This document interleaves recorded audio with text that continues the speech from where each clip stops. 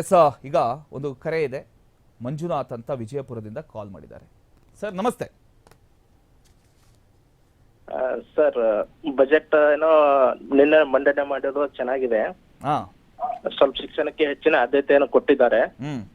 ಉದ್ಯೋಗ ಆಕಾಂಕ್ಷಿಗಳದ ಏನೋ ಒಂದು ಪ್ರತಿಭಟನೆ ಎಲ್ಲ ಮನಗಂಡ ಸರ್ಕಾರ 56,000 ಹುದ್ದೆಗಳು ಏನೋ ನೇಮಕಾತಿ ಪ್ರಕ್ರಿಯೆ ಘೋಷಣೆ ಮಾಡಿದೆ. ಅದು ಸ್ವಾಗತಾರ್ಹ.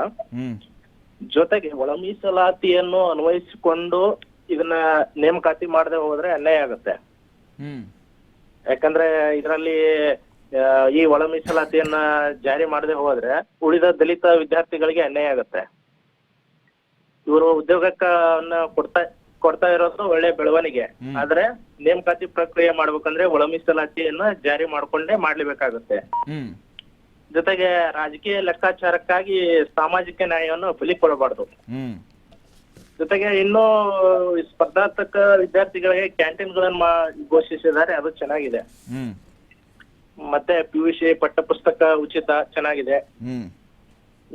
ಜೊತೆಗೆ ಇನ್ನೇನಂದ್ರೆ ನೀರಾವರಿ ಭಾಗಕ್ಕೆ ಸ್ವಲ್ಪ ಹೆಚ್ಚಿನ ಏನೋ ಆದ್ಯತೆ ಸಿಕ್ಕಿಲ್ಲ ಈ ಬಜೆಟ್ ಅಲ್ಲಿ. ಮತ್ತು ಈ ಬಜೆಟ್ ಅಲ್ಲಿ ಘೋಷಣೆ ಆದಂತವು ಕೇವಲ ಕಾಗದ ಪತ್ರಗಳಲ್ಲಿ ಉಳಿಯದೆ ಸ್ವಲ್ಪ ಎಲ್ಲ ಆದಷ್ಟು ಬೇಗ ಮುಂದಿನ ಹಂತಗಳಲ್ಲಿ ಜಾರಿಗೆ ಬರಬೇಕಂದ್ರೆ ಮಾತ್ರ ಇದು ಒಂದು ಬಜೆಟ್ಗೆ ಒಂದು ಒಳ್ಳೆ ಜನರಿಗೆ ತಲುಪುತ್ತೆ ಅನ್ನೋದು ನಮ್ಮ ಆಶಯ ಆಗಿದೆ. ಎಲ್ಲೋ ಒಂದ್ ಕಡೆ ಓಕೆ, ಇವಾಗ ಗ್ಯಾರಂಟಿ ಯೋಜನೆಗಳಿಗೆ ಇವರು ಜಾಸ್ತಿ ಒತ್ತು ಕೊಟ್ಟಿದ್ದಾರೆ. ಮತ್ತೆ ಅದಕ್ಕೆ ಅಂತ ಒಂದು 5,300 ಕೋಟಿಯನ್ನ ರಿಲೀಸ್ ಮಾಡಿದ್ದಾರೆ. ಯಾವುದೇ ಕಾರಣಕ್ಕೂ ಗ್ಯಾರಂಟಿ ಯೋಜನೆ ಕೈ ಬಿಡಬಾರದು ಅನ್ನೋ ಕಾರಣಕ್ಕೋಸ್ಕರ.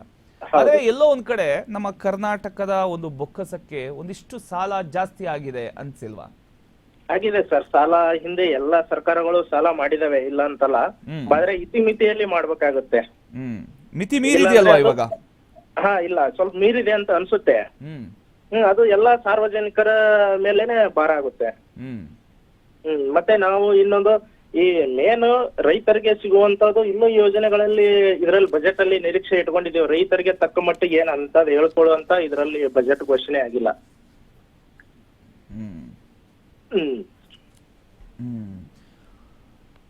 ಅಂದ್ರೆ ಎಲ್ಲೋ ಒಂದ್ ಕಡೆ ಮಹಿಳೆಯರಿಗೆ, ವಿದ್ಯಾರ್ಥಿಗಳಿಗೆ, ಬಡವರಿಗೆ ಎಲ್ಲ ಕಡೆ ಎಲ್ಲರಿಗೂ ಒಂದು ಲಾಭ ಅಂತ ಎಲ್ಲೋ ಒಂದ್ ಕಡೆ ಸ್ವಲ್ಪ ಆಗಿದೆ ಅಂತ ಹೇಳ್ಬೋದು. ಆದ್ರೆ ಈಗ ಮಧ್ಯಮ ವರ್ಗದವರು ಕೇಳ್ತಾ ಇದಾರೆ, ನಮಗೇನು ಗಿಫ್ಟ್ ಕೊಟ್ಟಿದ್ದಾರೆ ಅಂತ. ಹೌದು ಸರ್, ನಿಜ. ಅದೇ ನಾವು ಹೇಳ್ತಾ ಇರೋದು. ಈಗ ಸಾರ್ವಜನಿಕರಿಗೆ ಅನುಕೂಲ ಆಗುವಂತದ್ದು ಇನ್ನೂ ಈ ಬಜೆಟ್ ಅಲ್ಲಿ ಸೇರಿಸಬಹುದಾಗಿತ್ತು. ಯಾಕಂದ್ರೆ ಅವರು ದಾಖಲೆ ಬಜೆಟ್ ಮಾಡ್ತಾ ಇದಾರೆ ಅಂದ್ರೆ ಸ್ವಲ್ಪ ಜನಸಾಮಾನ್ಯರನ್ನ ಗಮನದಲ್ಲಿ ಇಟ್ಟುಕೊಂಡೇ ಮಾಡಬೇಕಾಗಿತ್ತು.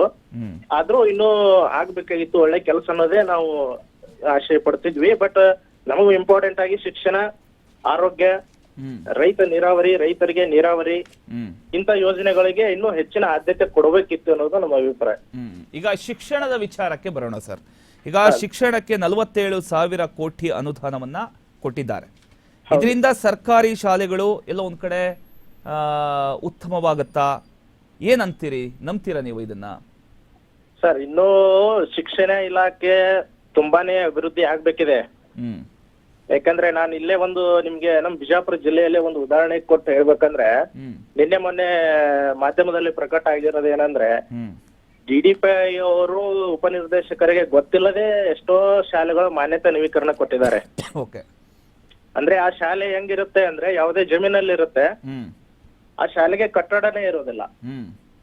ಅಂತವೆಲ್ಲ ಉದಾಹರಣೆಗಳಾಗಿದೆ. ಮರದ ಕೆಳಗಡೆ ಕೂತ್ಕೊಂಡು ಪಾಠ ಹೇಳ್ಕೊಡೋ. ಈಗ ಜಮೀನಲ್ಲಿ ಉದಾಹರಣೆಗೆ ನಾನು ಜಮೀನಲ್ಲಿ ಈರುಳ್ಳಿ ಬೆಳೀತಾ ಇದ್ದೀನಿ ಅಂದ್ರೆ ಈ ಈರುಳ್ಳಿ ಶೆಡ್ ಅನ್ನೇ ತೋರಿಸ್ಬಿಟ್ಟು ಇದೇ ಶಾಲೆ ಅಂತ ಹೇಳಿರ್ತಾರೆ. ಇಂಥವುಗಳಿಗೆ ಅನುಭವ ನಿಮ್ಮ ಭಾಗದಲ್ಲಿ ಇವಾಗ್ಲೂ ಕೂಡ ಆ ರೀತಿ ಏನಾದ್ರು ಇದೆಯಾ? ಇದೆ ಸರ್, ಇದೆ. ಈಗ ಹಿಂದೆ ಬಿಜಾಪುರ DDPI ಕಚೇರಿಗೆ ಲೋಕಾಯುಕ್ತ 2 ದಿನ ಏನೋ ಇದು ರೇಡ್ ಮಾಡಿದ್ರು. 23 ಅಧಿಕಾರಿಗಳನ್ನ ಏಕಕಾಲಕ್ಕೆ ಏನೋ ವರ್ಗಾವಣೆ ಮಾಡಿದ್ರು. ಅಂದ್ರೆ ದೂರುಗಳು ಬಂದ ಹಿನ್ನೆಲೆಯಲ್ಲಿ. ಜೊತೆಗೆ ಇನ್ನೊಂದ್ ಏನಂದ್ರೆ ಅಲ್ಲಿ ಯಾವ್ದು ಕಡತಗಳೇನೆ ಇಲ್ಲ ಇಲಾಖೆಯಲ್ಲಿ, ಆತರ ಇದಾವು. ಹಂಗಾಗಿ ಶಿಕ್ಷಣ ಮೇನ್ ಇಂಪಾರ್ಟೆಂಟ್, ಭದ್ರ ಬುನಾದಿ ಶಿಕ್ಷಣ ವ್ಯವಸ್ಥೆ ಇನ್ನೂ ಸುಧಾರಣೆ ಆಗಬೇಕಾಗಿದೆ. ಮತ್ತೆ ಈ ಸರ್ಕಾರಿ ಶಾಲೆಗಳಿಗೆ ಈಗ ಏನೋ ಸ್ಮಾರ್ಟ್ ಕ್ಲಾಸ್ ರೂಮ್ ಆತರ ಹಿಂಗೆಲ್ಲ ಇದೆ. ಬಟ್ ಇನ್ನೂ ಬೇರೆ ಬೇರೆ ಭಾಗದಲ್ಲಿ ತುಂಬಾ ಇಂಪ್ರೂವ್ ಆಗ್ಬೇಕಿದೆ ಶಿಕ್ಷಣ ಇಲಾಖೆಯಲ್ಲಿ. ಮತ್ತೆ ಕೃಷಿ ಇಲಾಖೆನೂ ಅಷ್ಟೇ ಸರ್, ಕೃಷಿ ಇಲಾಖೆಯಲ್ಲಿ ಸಿಬ್ಬಂದಿ ಇಲ್ಲ. ಜೊತೆಗೆ ಅವು ರೈತರಿಗೆ ಸರ್ಕಾರದ ಯೋಜನೆಗಳು ಮುಟ್ಟಬೇಕಂದ್ರೂ ಸಹ ಬಹಳ ಕಷ್ಟ ಇದೆ ಇವತ್ತಿನ ದಿನಮಾನಗಳಲ್ಲಿ. ಹ್ಮ್ ಹ್ಮ್ ಹ್ಮ್ ಯಾಕಂದ್ರೆ ಸರ್ಕಾರ ಮಾಡಿದಂತ ಯೋಜನೆಗಳು ಹ್ಮ್ ರೈತರಿಗೆ ತಲುಪಬೇಕಂದ್ರೆ ತಾಂತ್ರಿಕ ಸಿಬ್ಬಂದಿಗಳು ಬೇಕು. ಆ ಸಿಬ್ಬಂದಿಗಳು ಇಲ್ಲ ಇಲಾಖೆಯಲ್ಲಿ. ಹ್ಮ್ ಈ ತರ ಸಮಸ್ಯೆ ಇದೆ. ಹ್ಮ್ ಈಗ ಆದ್ರೆ ಎಲ್ಲೋ ಒಂದ್ ಕಡೆ ಈ 56,000ದಲ್ಲಿ ಕೃಷಿ ಇಲಾಖೆಯಲ್ಲಿ ಎಷ್ಟು ಹುದ್ದೆಗಳು ತುಂಬ್ಕೋತಾರೆ ಅನ್ನೋದು ಒಂದು ಯಕ್ಷ ಪ್ರಶ್ನೆನೆ. ಹೌದು. ಯಾಕಂದ್ರೆ ಮೇನ್ ನಮ್ಗೆ ಕೃಷಿ ಇಲಾಖೆ ನಾವು ಎಲ್ಲ ಹೇಳ್ತೀವಿ, ಆದಾಯ ದ್ವಿಗುಣ ಮಾಡ್ಬೇಕು, ರೈತರಿಗೆ ಉತ್ತಮ ಬೆಲೆ ಕೊಡ್ಬೇಕು, ರೈತರಿಗೆ ವೈಜ್ಞಾನಿಕ ತಾಂತ್ರಿಕ ಕೃಷಿ ಸಮಗ್ರ ಪದ್ಧತಿಗಳ ಮಾಹಿತಿ ಕೊಡ್ಬೇಕಂತ ಸರ್ಕಾರಗಳು ಹೇಳ್ತಾವೆ, ಹ್ಮ್ ಹೊಸ ಯೋಜನೆಗಳು ತರ್ತಾವು. ಆದ್ರೆ ಅವು ರೈತರ ಜಮೀನುಗಳಿಗೆ ಹೋಗಿ ಮುಟ್ಬೇಕಲ್ಲ. ಹ್ಮ್ ಹ್ಮ್ ಹಂಗಾಗಿ ಈ ಇದ್ರಲ್ಲಿ ನಮಗೂ ಒಂದು ದೊಡ್ಡ ಪ್ರಶ್ನೆ ಅಂದ್ರೆ ಕೃಷಿ ಇಲಾಖೆಯಲ್ಲಿ ಎಷ್ಟು ಸಿಬ್ಬಂದಿಗಳ ನೇಮಕಾತಿ ಆಗ್ತೈತಿ ಅಂತ ಕಾದು ನೋಡ್ಬೇಕಿದೆ. ಇನ್ನೊಂದೇನಂತ ಹೇಳಿದ್ರೆ ಈಗ 5 kg ಅಕ್ಕಿಯನ್ನ ಕೊಡ್ತಾ ಇದ್ರು. ಈಗ 5 kgಯ ಬದಲಾಗಿ ಹೌದು, ಇಂದಿರಾ ಕಿಟ್ ಅಂತ ಕೊಡ್ತಾ ಇದ್ದಾರೆ. ಸೊ ಅದರಲ್ಲಿ ತೊಗರಿ ಬೇಳೆ ಇರುತ್ತೆ, ಸಕ್ಕರೆ ಇರುತ್ತೆ, ಉಪ್ಪು ಇರುತ್ತೆ, ಅದ್ರ ಜೊತೆಗೆ ಅಡುಗೆ ಎಣ್ಣೆ ಇರುತ್ತೆ. ಇದು ಅಳಿಯ ಅಲ್ಲ ಮಗಳ ಗಂಡ ಅನ್ಸಿಲ್ವಾ? ಅಷ್ಟೇ ಸರ್. ಇದ್ರಲ್ಲಿ ಏನಾಗ್ತಾ ಇದೆ ಅಂದ್ರೆ ಒಂದೇನೋ ಪಾಕೆಟ್ ಸಿಸ್ಟಮ್ ಮಾಡಿ ಕೊಡೋ ಪದ್ಧತಿಯಲ್ಲಿ ಜಾರಿ ತರ್ತಾ ಇದಾರ ಅನ್ಸುತ್ತೆ. ಇದರಿಂದ ಬೇರೆದವ್ರಿಗೆ ಏನೋ ಉದ್ಯೋಗ ಸಿಗುತ್ತಾನೂ ಇರ್ಬೋದು, ಇಲ್ಲ ಟೆಂಡರ್ ಮೂಲಕ ಬೇರೆದವ್ರ ಲಾಭನೂ ಮಾಡ್ಕೋತಾ ಇರ್ಬೋದು. ನಾವ್ ಎರಡೂ ವಿಚಾರ ಮಾಡ್ಬೇಕಾಗತ್ತೆ. ಈಗ ಹಂತ ಹಂತವಾಗಿ ಒಂದು ಕಿಟ್ ಅಲ್ಲಿ ಎಲ್ಲ ಏನೋ ಒಂದ್ 5-6 ಪದಾರ್ಥಗಳು ಬರ್ತಾ ಇರ್ಬೋದು ಒಂದು ಕಿಟ್ ಆಗಿ ಅಂತ ಒಂದು ವಿಚಾರ ಮಾಡ್ಬೋದು, ಒಂದೇ ಇದ್ರಲ್ಲಿ ಸಿಗುತ್ತೆ ಅಂತ.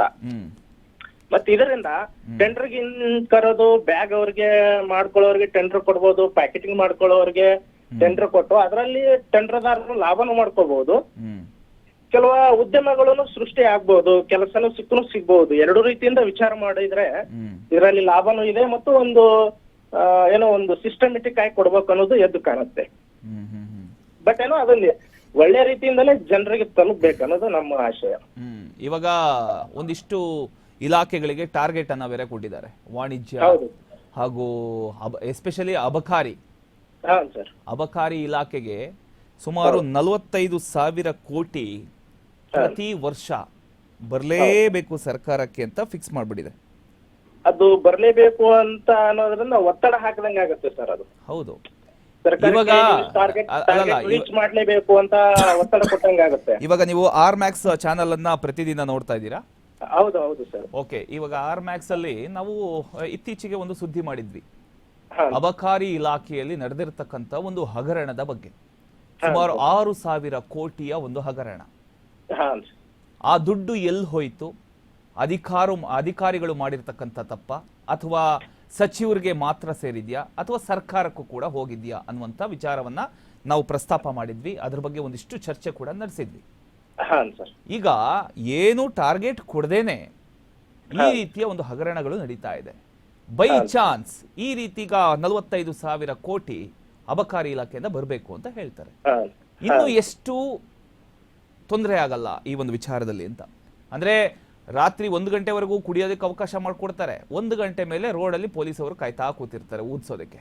ಅಂದ್ರೆ ಅದೇ ಸರ್, ಈಗ ನಾವು ಬಾರ್ 1-2 ಗಂಟೆವರೆಗೂ ರೆಸ್ಟೋರೆಂಟ್ ಗಳೆಲ್ಲ ತೆಗೆದ್ಬಿಟ್ಟು ಇಲ್ಲಿ ವೆಹಿಕಲ್ ಅಲ್ಲಿ ಹೋಗುವಂತ ಅವ್ರನ್ನೆಲ್ಲ ಟಾರ್ಗೆಟ್ ಮಾಡಿ, ಅಂದ್ರೆ ಮದ್ಯಪಾನ ಮಾಡಿದವ್ರನ್ನ ಅದನ್ನ ಚೆಕಿಂಗ್ ಮಾಡಿ ಅದನ್ನ ಮತ್ತೆ ಮರಳಿ ಪಡೆಯುವಂತ ಲೆಕ್ಕನೇ ಆಯ್ತಲ್ಲ. ಅವ್ರ ಮೇಲೆ ಫೈನ್ ಹಾಕೋದಾಗ್ಲಿ, ಕೋರ್ಟಿಗೆ ಕಟ್ಟೋದಾದ್ರೆ ಎಲ್ಲ ಒಂದೇ, ಸರ್ಕಾರಕ್ಕೆ ದುಡ್ಡು ಅಲ್ಲಿ ರಿಕವರಿ ಆಗ್ತಾ ಇದೆ. ಇದೇ ರೀತಿ ಈಗ ಇಲಾಖೆಗಳಿಗೆ ಏನ್ ಟಾರ್ಗೆಟ್ ಕೊಡ್ತಾ ಇರೋ ಸರ್, ಇದನ್ನೇ ಇಲಾಖೆಯಲ್ಲಿ ಅಭಿವೃದ್ಧಿ ಆಗುವಂತ ಆಗುವಂತಲ್ಲಿ ಟಾರ್ಗೆಟ್ ಕೊಡ್ಲಿ. ಈಗ SLC PUC ಪರ್ಸೆಂಟ್ ಈಗ ಉತ್ತರ ಕರ್ನಾಟಕ, ಕಲ್ಯಾಣ ಕರ್ನಾಟಕದಲ್ಲಿ ರಿಸಲ್ಟ್ ತುಂಬಾ ಕಡಿಮೆ ಇರುತ್ತೆ.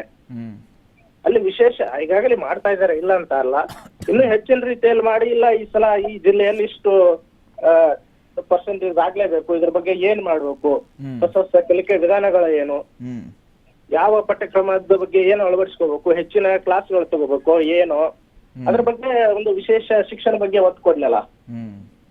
ರೈತರ ಆದಾಯ ಡಬಲ್ ಮಾಡ್ಬೇಕಂದ್ರೆ ರೈತರಿಗೆ ನಾವು ಸರಿಯಾಗಿ ಬೀಜ ಗೊಬ್ಬರ ಎಲ್ಲ ಕೊಡ್ಲೇಬೇಕಲ್ಲ.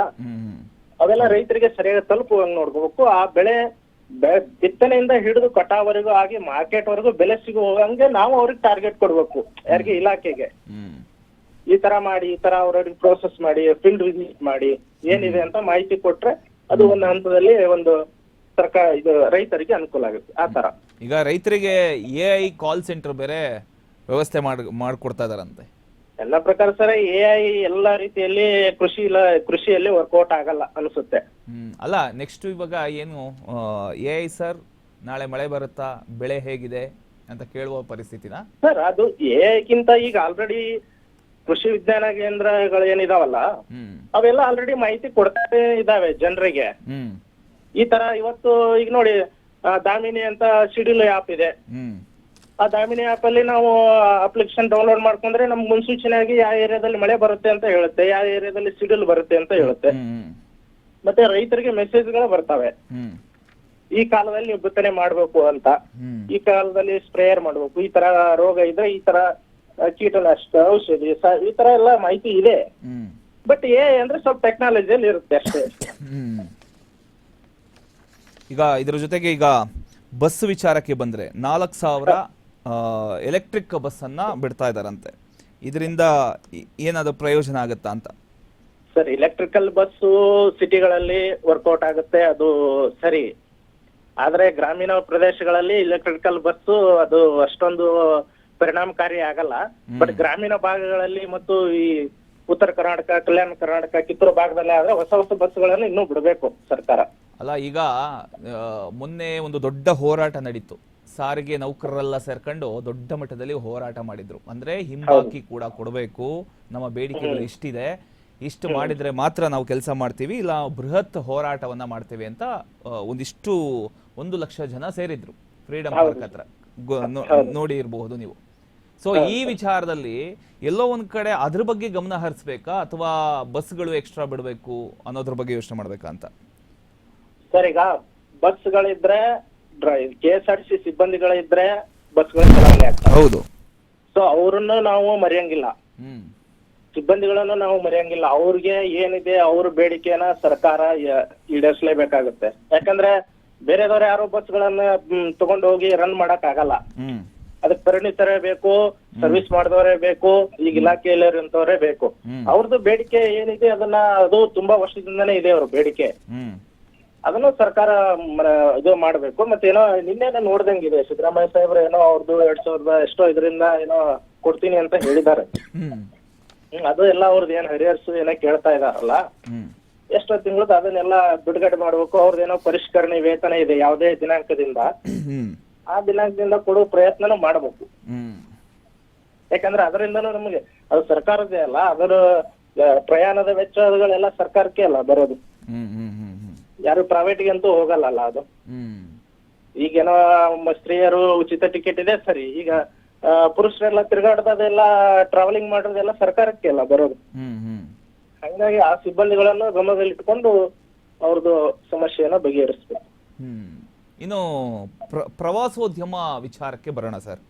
ಇವಾಗ ಪ್ರವಾಸೋದ್ಯಮ ವಿಚಾರಕ್ಕೆ ಬಂದ್ರೆ ಒಂದಿಷ್ಟು ಕಡೆ ಪ್ರವಾಸೋದ್ಯಮದಿಂದ ಕೂಡ ಆದಾಯ ಬರುತ್ತೆ ಸರ್ಕಾರ, ಕರೆಕ್ಟಾ? ಆದ್ರೆ ಪ್ರವಾಸೋದ್ಯಮಕ್ಕೆ ಹೆಚ್ಚು ಒತ್ತನ್ನ ಕೊಟ್ಟಿಲ್ಲ ಈ ಒಂದು ಬಜೆಟ್ ಅಲ್ಲಿ. ಅಂದ್ರೆ ನಿಮಗೆ ಒಂದಿಷ್ಟು ಕಡೆ ಪ್ರವಾಸೋದ್ಯಮ ಇದೆ ಅಲ್ವಾ, ಒಂದಿಷ್ಟು ಜನ ಅದನ್ನೇ ನಂಬ್ಕೊಂಡು ವೀಕೆಂಡ್ ಬಂದ್ರೆ ಜನ ಹೋಗ್ತಾರೆ, ಸುತ್ತಾಡ್ಕೊಂಡ್ ಬರ್ತಾರೆ, ಅದರಿಂದ ಕೂಡ ಆದಾಯ ಇದೆ. ಅದನ್ನ ತಲೆಯಲ್ಲಿ ಇಟ್ಕೊಳ್ದಿರಾ ಇವರು ಅದಕ್ಕೆ ಜಾಸ್ತಿ ಒತ್ತು ಕೊಡದಿರ್ತಕ್ಕಂಥದ್ದು ಎಷ್ಟು ಸರಿ ಅಂತ? ನಿಜ ಸರ್. ಈಗ ಆ ಜನರು ಪ್ರವಾಸಕ್ಕೆ ಬರ್ತಾರೆ ಮತ್ತು ಅಲ್ಲಿರುವಂತಹ ಉದ್ಯಮ ಮಾಡುವವರಿಗೆ, ವ್ಯಾಪಾರ ಮಾಡುವವರು, ಅವೆಲ್ಲ ಏನೇ ಜನರು ಅಲ್ಲಿ ಹೋಗಿ ತಗೊಂಡ್ರು ಅದು ಟ್ಯಾಕ್ಸ್ ಮುಖಾಂತರ ಸರ್ಕಾರಕ್ಕೇನೆ ಸಲ್ಲುತ್ತೆ.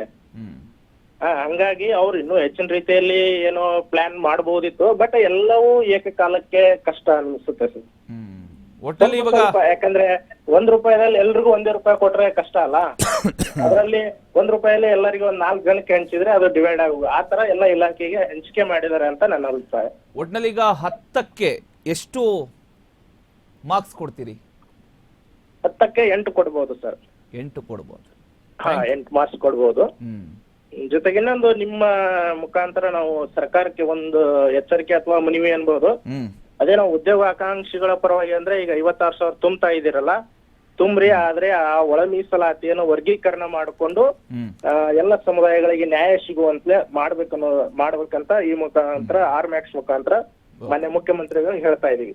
ಈಗ ಮೊನ್ನೆ ಕ್ಯಾಬಿನೆಟ್ ಮೀಟಿಂಗ್ ಮಾಡಿದ್ರು, ಅಲ್ಲಿ ಯಾರು ಒತ್ತಡಕ್ಕೆ ಮಾಡಿದ್ರೋ ಏನೋ ಗೊತ್ತಿಲ್ಲ. ಈಗ ಒಳ ಮೀಸಲಾತಿ ಸುಪ್ರೀಂ ಕೋರ್ಟ್ ಆದೇಶ ಇತ್ತು ಮಾಡ್ಬೇಕು ಅಂತ.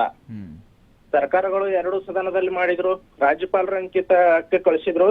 ರಾಜ್ಯಪಾಲರು ಏನಂದ್ರೆ ಒಂದಿಷ್ಟು ಕ್ವಶನ್ಸ್ ಗಳನ್ನ ಕೇಳಿದ್ರು, ನೀವು ಇದನ್ನ ತಗೊಂಡ್ ಬರ್ರಿ ಅಂತ. ಅವಾಗ ಈ ನಮ್ಮ ಪರಿಶಿಷ್ಟ ಜಾತಿ ಪಂಗಡ ಸಚಿವರನ್ನ ಕಳಿಸ್ಬಿಟ್ಟು ರಾಜ್ಯಪಾಲರಿಂದ ಅಂಕಿತ ಹಾಕಿಸ್ಕೊಂಡ್ಬಂದು ಇಲ್ಲಿ ಒಳ ಮೀಸಲಾತಿಗಳನ್ನ ಅಳವಡಿಸಿಕೊಳ್ಳದೆ ಇದ್ರೆ ಇದು ಪರಿಶಿಷ್ಟ ಜಾತಿ ಪಂಗಡಕ್ಕೆ ಮಾಡುವ ಮಹಾದ್ರೋಹವಾಗುತ್ತೆ. ಇದರ ಪರಿಣಾಮ ಮುಂದೆ ಸರ್ಕಾರ ಎದುರಿಸೋ ಪ್ರಸಂಗ ಬರುತ್ತೆ. ಆ ಉದ್ದೇಶ ಆಗ್ಬಾರ್ದಂದ್ರೆ ಒಳ ಮೀಸಲಾತಿ ವರ್ಗೀಕರಣ ಮಾಡಿ ಎಲ್ಲರಿಗೆ ನ್ಯಾಯ ಕೊಡಬೇಕಾಗತ್ತೆ ಸರ್ಕಾರ. Okay sir, thank you sir.